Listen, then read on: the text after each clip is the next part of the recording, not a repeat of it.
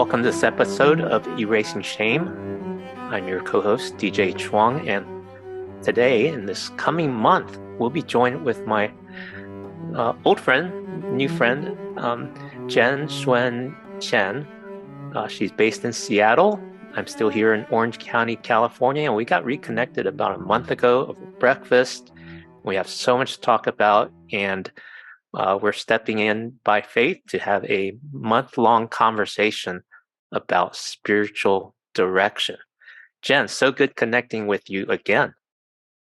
Thanks for having me, DJ. Yeah, we got first connected 25 plus years ago when That's you were in right. seminary with my fiance, who is now my wife, at Talbot Seminary, and you've worked in the international Christian leadership development space for a number of years. You're a coach, you're a spiritual director. And what I want to share with our listening audience here on the Erasing Shame podcast is how there's many dimensions and modalities on taking care of our mental health. And I happened to be at a church this weekend where they were talking about spiritual formation, and they made a small comment that really jumped out at me, that our physical and our spiritual are intricately connected. And we often don't Absolutely. hear that in the churches that some of us grow up with or exposed to. And hmm so I think this will be a really valuable conversation as we have this extended series of conversation, next 4 or 5 episodes of Erasing Shame, about that connection and that interplay of our overall health, mental and emotional, as well as spiritual. So thank you, Jen, for taking this step of faith and journeying with me on this. Yes. So happy to be here. And so I thought that we could kind of play with the title, Having a Dynamic Spiritual Life Instead of a Dull One. I like it. For whatever reason, spiritual life seemed not as engaging as it potentially could be, and I think it should be when we talk about the spirit, and the Greek word is dynamis, and it should be hmm dynamic, and yet it has been packaged in such a way in some of our churches where it's a classroom, a book to be studied, and Bible verses to be memorized. And I think there's so many other ways to look at it. But let's hmm start with what you've done in your own spiritual development, and specifically your role as a spiritual director. So, how did you get to that point of being a spiritual director? Let's just start with what it is. Well, yeah, thanks for the opportunity, Jay. I like to just describe myself as kind of like a spiritual midwife. Hmm. I like to, the word director can kind of throw anybody off, as if someone can direct us in our spiritual lives. So maybe another word is spiritual companion, a sacred companion has been used before. So it's just a simple gift of offering a gentle space, but it's a space of encouragement to open fully to God's loving presence. It's a space to discern together God's voice and activity in every area of our lives.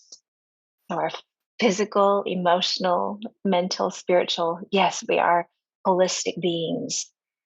Um, the focus of a spiritual time in spiritual direction is really um, to spend time with someone who has particular training and even maybe a giftedness to walk with you in your life with God.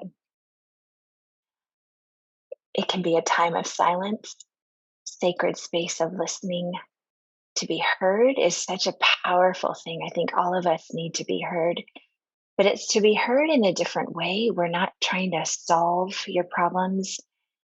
Let's say something that therapy might provide, a space of processing family story and history, but spiritual direction, you just bring whatever you have. So if it's like an empty plate, you bring your empty plate. If you've got bag full of questions, you bring your questions, and we together just come into space with God, trusting that the Spirit will move and show up, and He always does. So it can be done just individually, just with one on one, or it can be done in a group, which I also love, and can talk about this later. But I think um, the Asian collective me loves group direction because I love hearing how God is moving in other people's lives, and that encourages me to lean in and listen as well. So that's kind of just a definition, a long-winded definition of spiritual direction. I think maybe to answer the question of how did I get here?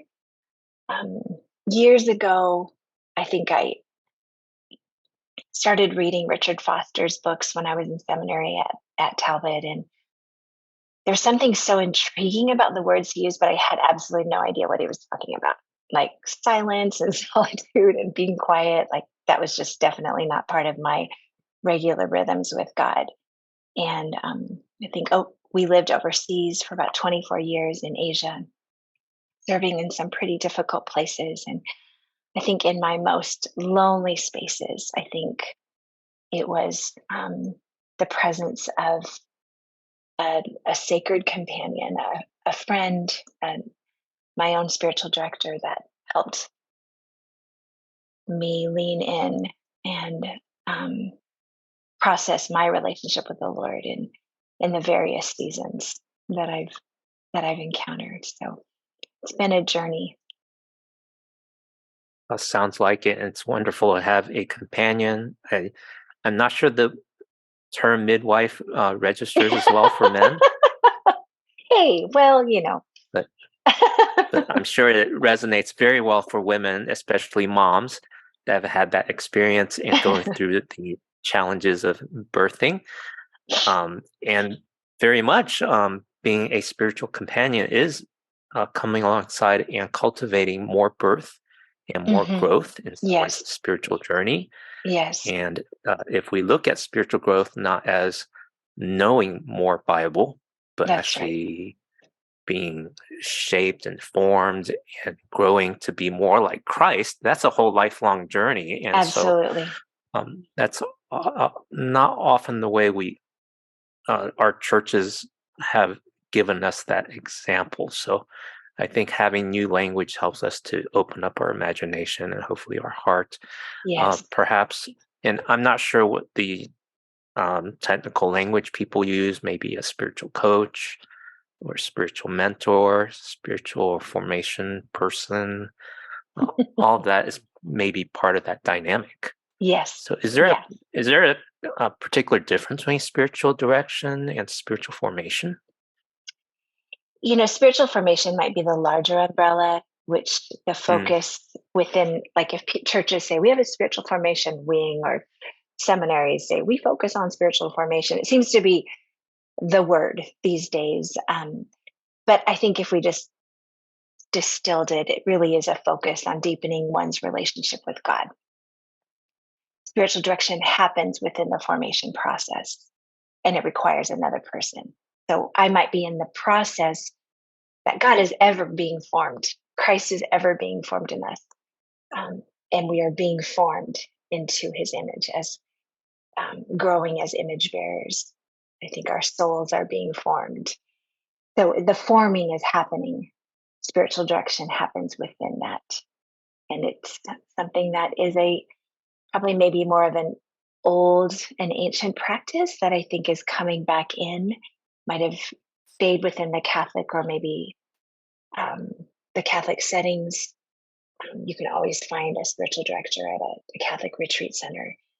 Um, but I think within the church settings that I grew up in, and maybe you as well, DJ, I think people are realizing we need someone else to come in and provide space for people to process their relationship with God.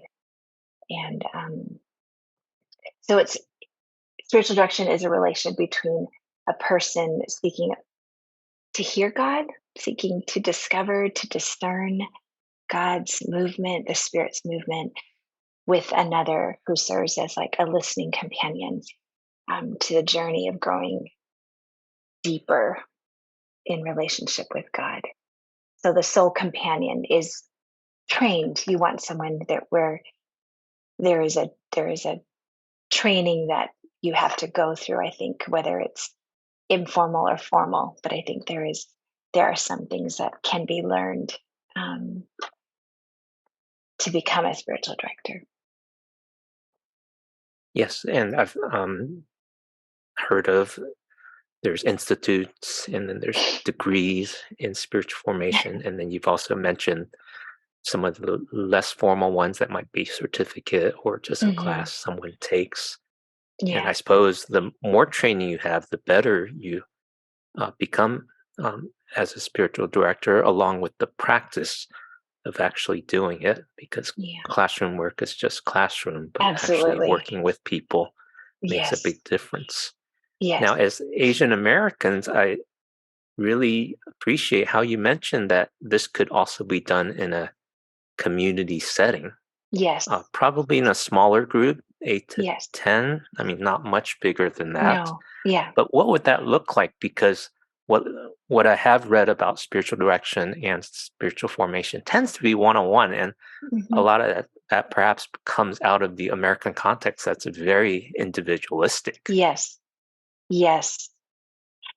I was in my training and I was reading books and a little bit frustrated that there wasn't more written by perhaps authors of color and that spoke of different contexts, like just even the Asian American or the Asian context. It was a little bit frustrating for me, but I was in a program with two other Asian American women, and together we just began to like have this side conversation that just we kept applying it to our context with men and women that we are journeying with, and what are the things that they bring, the ways in which we have to be really grounded because it feels like we're hearing a lot of trauma and we're hearing a lot of pain, um, which, yes, we bring it in. We want to know where God is in our pain. We want to know where God is in our stories. And I think the Western way of explaining and needing things to be clear and here is our theology and here's what we think, and it's a kind of a boxy faith, which I think perhaps when you're young, I came to know Jesus as a little girl. It's very question answer, this is who God is, and you memorize scripture and you have an answer for everything. But I think eventually you realize maybe those answers are bigger and wider, and maybe mystery is a part of this as well. Maybe God is, maybe he's not hiding from us, but maybe he's more mysterious, and maybe we can't explain him in the ways that we have grown up explaining him. So I think that when I think about spiritual direction in a group, I think there is a way of learning from each other's lived experiences. I think it's a place perhaps to hold each other's story, um, and each other's questions, and not need to fix them, not to figure them out. I don't need to come away with here are my three ways I'm going to get better at my faith, but it's just a very sacred holding of someone's discernment process, and maybe asking questions that might just be held, not necessarily answered. But I think that in the safety, I think perhaps in our faith, sometimes we're afraid to share that we're struggling. And I think depending on if we're in leadership or we have responsibilities and we don't want others to know. But I think it's possible to create safe, authentic spaces where we can talk about our relationship with God and the questions we have, And I think collectively we can encourage each other better. I think we could do a better job doing that Oh, in our that faith would be so spaces. valuable. Yeah. I just thinking out loud, I have a difficult time thinking how that could happen in a normal church context, but I do see that perhaps a retreat setting where you Hmm. have a day or two and it's a nicely facilitated kind of a collective experience, Hmm. how that could happen. And the other image that comes to mind, it sounds a little bit like support group where you have some ground rules and you create that safe place and hear one another's stories. Except Hmm. in a support group, we tend to focus on, hey, here's our struggles, you're not alone, and here's some tools to help you. Hmm. But Hmm. in a spiritual direction and formation conversation, it's more about people's relationship with God and Hmm. discerning together. Can you Yeah. describe an experience perhaps that you've recently hosted? Uh, I, Yeah. I know about experiences you host there in Seattle, so let's Yeah. unpack that a little bit to help people get a feel of what that looks like and feels like. Because I know these spiritual things can be really abstract. So, They can be. Absolutely. DJ, I think we're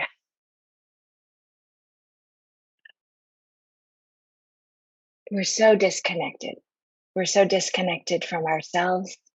I know that might sound weird to some, but I think we don't even know where we are. We're so busy trying to do life. Life's hard. Everyone is carrying something heavy. Everyone has some kind of pain in their life. And relationships, I think, I'm always thinking of someone. Like either things are good or things are bad, but I'm just always thinking about my life in terms of someone else. Like, so knowing where I am and knowing what's going on in my heart is not naturally where I'll go. I was recently at Urbana. I was speaking, did a seminar at Urbana at the end of December, and met some other Asian American women in leadership in different organizations.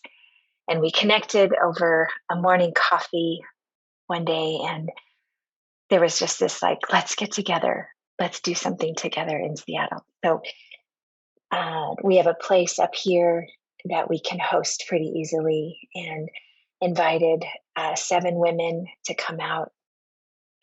Just felt like the Holy Spirit just opened up the space. These are busy women with heavy travel schedules, but it was just like, this is so needed. I'm coming.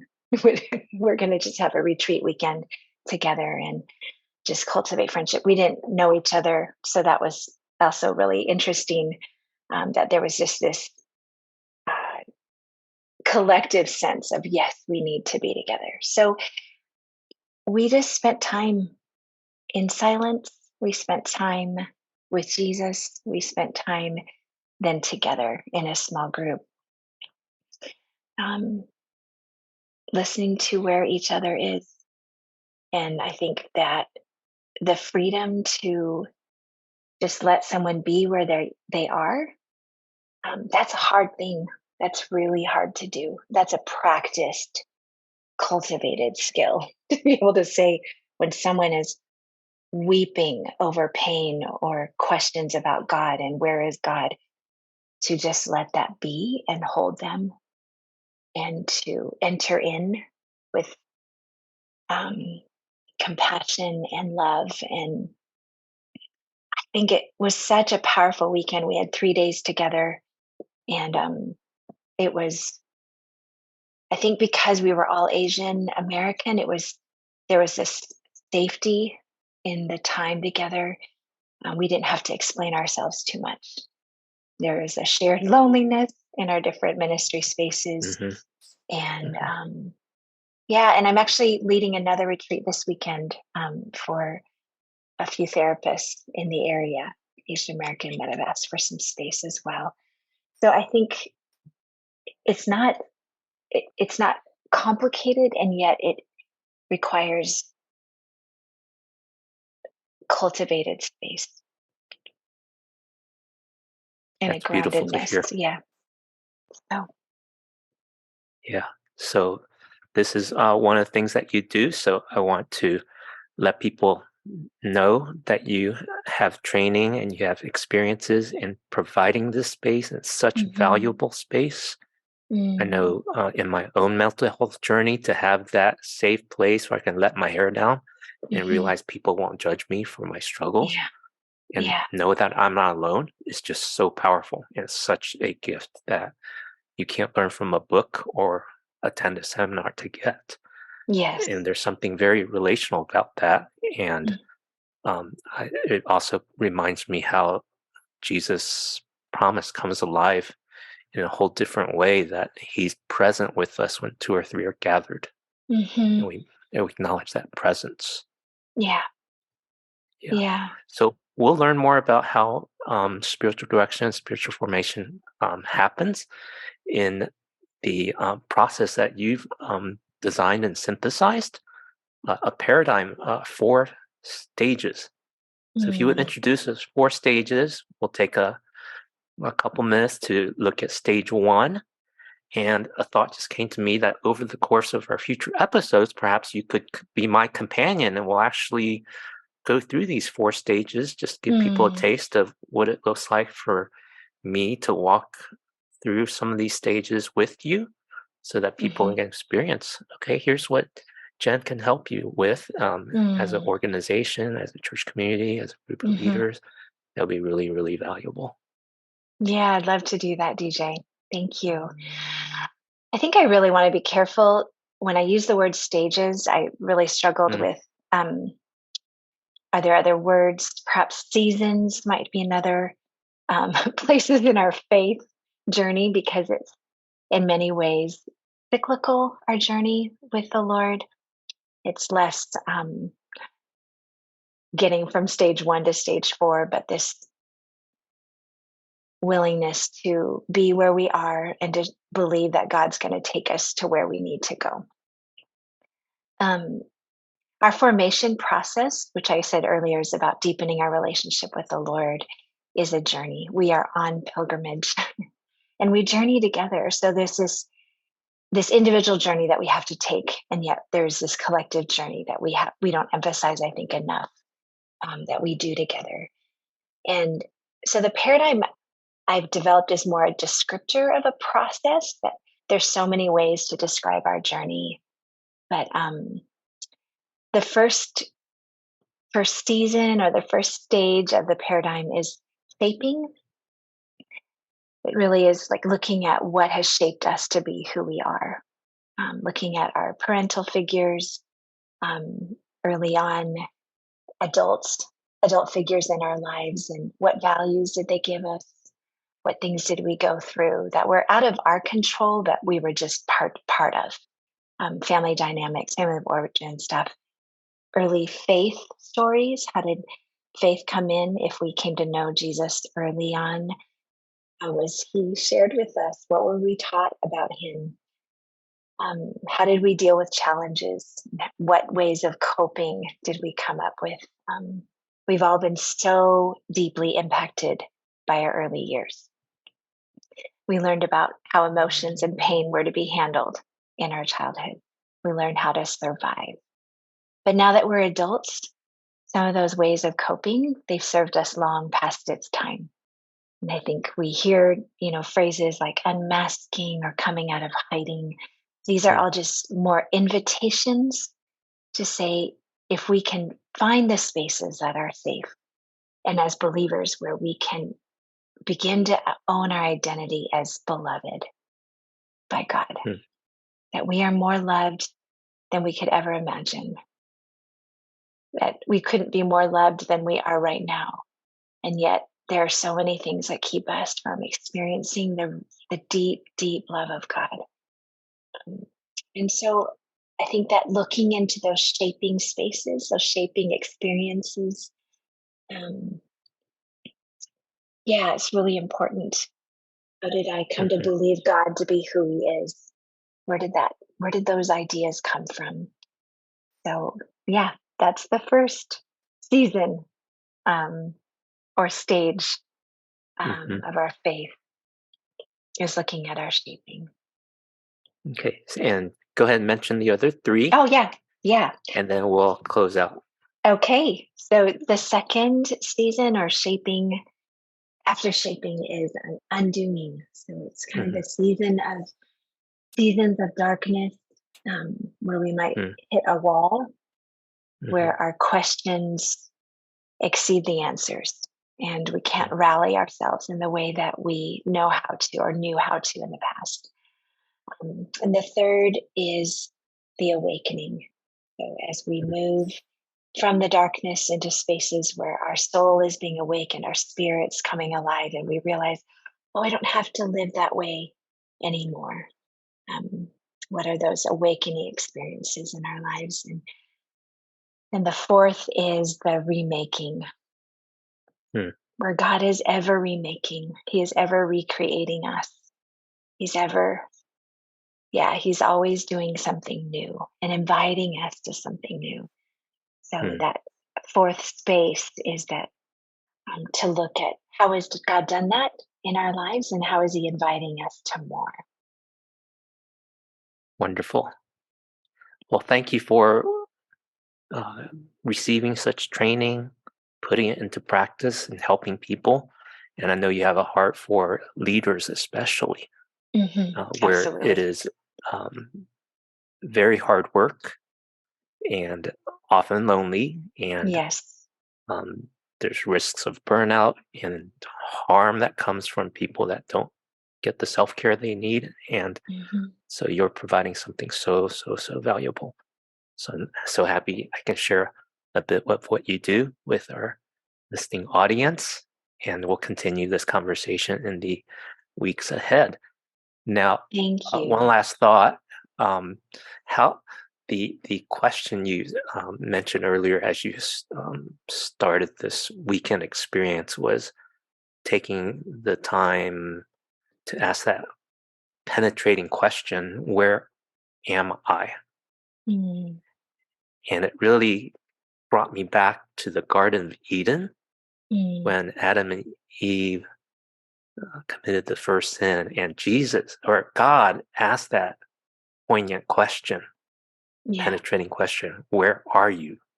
Mm, And what an echo of how God wants to get our attention and reorient us on where mhm, are we. How does that connect with these four seasons, four stages, or mm. is it a whole different um, piece out of that? What's going on there? They say that the most important thing in navigation is knowing where you are. Mm, And I think that, yeah, understanding our stories in a way that is in that very gracious and kind space that the Lord offers in His presence, I think will help set us free and help us, um, live our faith out in a way that is inviting, that isn't religious, it's not, um, bound by rules. And yeah, going back to boxy faith, I think that where are you? That question was an invitation to Adam to come out mhm, of hiding. mhm, And I think often, depending, I think, on our maybe early adult figures, we might hear that as a punitive, like, where are you? Like as mhm, a mad parent. But I think God is just ever inviting us to come out of hiding, that He loves us and His love for us is really, truly real as compared to what we might have experienced in the world in our relationships with others. So I think it is where the question, where am I? mm. Where's my heart? What's the state of my soul?